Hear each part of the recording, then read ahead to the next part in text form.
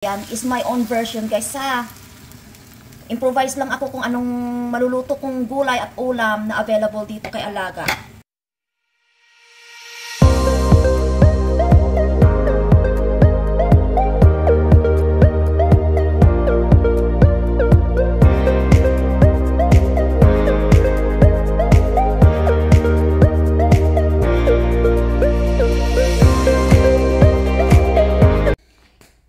Hello! Good day everyone! Kamusta po ang lahat? For today video mga kaibigan, saglit lang po tayo. Nandito po tayo sa conservatory area dahil po ay mag-harvest po tayo ng petchay or bok choy. Kasi malalago na po siya. Ayan, hindi ko po ito na-videohan last time po during my planting season po. Yung tinanim ko po yung punla.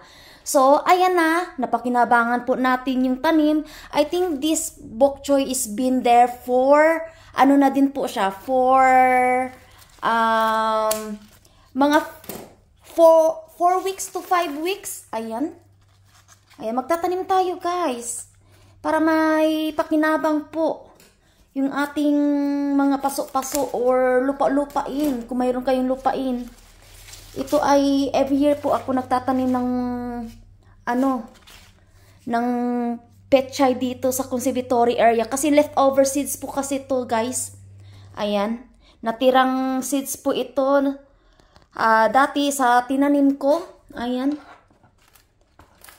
Kuha lang tayo kasi magigisa po ako ng ng French beans na kinuha natin sa allotment. And also, lagyan ko din ng egg. Ayan. Mag-improvise tayo basta may pang-ulam lang. Magtira lang po ako ng couple plants din ng ating petchay dito. Ayan, para may uulamin po tayo. Ayan, next time. So, ayan na po yung ating petchay, mga kaibigan. Luto po tayo. Ayan po siya, oh. Mayabong pa naman. Ayan. Ayan, guys. Ito na po yung ating petchay na nakuha doon sa conservatory area. Naugasan na po to. Gayatin ko na lang. Ayan. Madali lang po to lutuin, mga kaibigan. So, ayan, nakapag-fried garlic and onions and tomato. Ito po yung French beans na nakuha ko po sa allotment, and also po tomato and also onions. Ayan. Masarap kasi pag gulay, masarap to paglagyan lang ng oyster sauce. Sa akin po ay maglalagay ako ng egg. Parang ano siya, parang ang kalabasan nito ay vegetable omelette.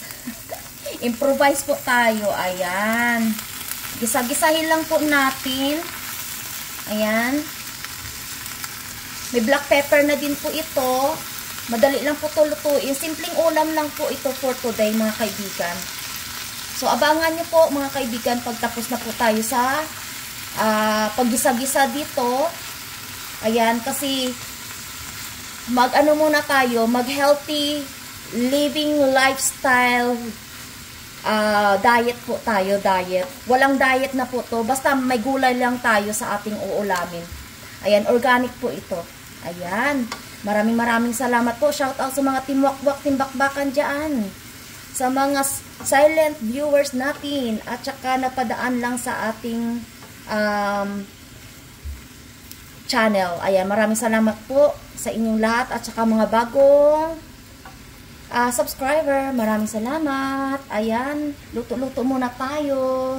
Pang-ulam. Pag may tinanim, may aanihin po kayo. Tandaan lagi guys, you don't have to a big land, malaking lupa. Kahit paso lang po yan. Mapakikinabang niyo po ang lupa na nasa paso, diba? Luto muna tayo. Ayan guys, okay na po yung ating bok choy and French beans. Maglalagay na po ako ng itlog. Ayan, is my own version guys ha. improvise lang ako kung anong maluluto kong gulay at ulam na available dito kay Alaga. Huwag tayong magsayang ng pagkain kasi maraming nagugutom. Ayan guys, diba? Maraming nagugutom. So, magtanim-tanim na kayo guys para mapakinabang nyo na yung inyong mga gulay. Ayan. Thank you so much. Shout out to Sir David FP, Princess Giselle Garcia, Ate Roxy, Annalyn TLs, Jasmine, The Rocky Chef, Young Reno, Jobit Kitchen, Renalyn Balog, ayan. Guardian Bintor TV, mega shout out po sa iyo. Ayan. South 216, Chair Mami Ams TV, mega shout out po. Ayan, ganyan nyo lang. Diba? Saan ka pa niyan? French beans. Nilagyan ng ano, ng bok choy at itlog. Oh. Ayos na yan. Wala nang arti-arti, simpleng ulam lang to. But healthy. Ayan, thank you for watching guys. Kung nagustuhan niyo po yung ating luto for today, please pa-like, pa-share, pa-subscribe. At huwag kalimutan po mag-iwan ng comment or bakas para masuklian po kayo at madalaw at masubscribe ko din niyo po yung inyong channel. So, huwag kalimutan po mag-hit ng notification bell para ma-notify or ma-updated po kayo sa ating mga bagong upload na video. Maraming salamat ulit sa inyo. Huwag po kayong magkalimot. Mag-stay connect each other is the key, no? Maraming salamat ulit. God bless us all. Ingat lagi. Paalam muna. Kain po tayo. Bye for now.